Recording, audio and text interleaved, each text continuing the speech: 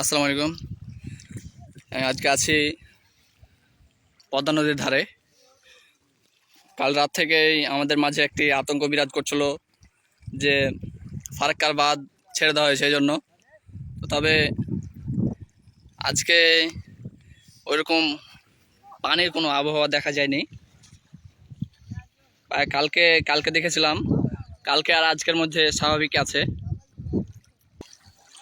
আমরা কাল রাত থেকেই বিভিন্ন ওয়েবসাইট বা ফেসবুক, টিকটক, ইউটিউব থেকে জানতে পারি যে ইন্ডিয়া থেকে বা ফারাক্কার বাঁধ দিয়ে 109টি গেটের মাধ্যমে বাংলাদেশে মুর্শিদাবাদের পার্শ্ববর্তী এলাকায় চাঁপাইনবাবগঞ্জ ও রাজশাহীতে পানি ঢোকার অনেকগুলো আশঙ্কা ছিল। তবে এখনও ওরকম কোনো পানির আবহাওয়া পাওয়া যায়নি, তবে পানি স্বাভাবিক আছে।